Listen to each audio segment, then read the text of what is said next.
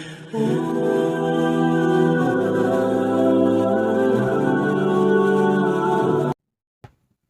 اللہ الرحمن الرحیم۔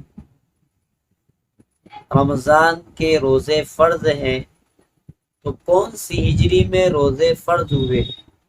تو سن 2 ہجری میں روزے فرض ہوئے۔ روزہ کس کو کہتے ہیں؟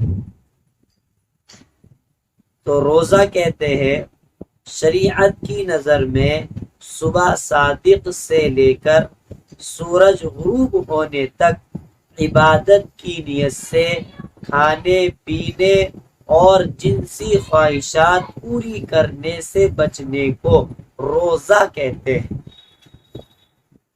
روزے میں 3 چیزیں فرض ہیں۔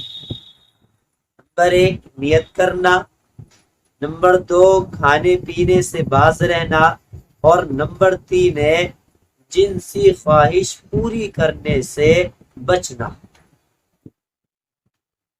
تو اللہ نے رمضان کے روزے فرض کیے ہیں تو ہم سب کو روزوں کا اہتمام کرنا چاہیے۔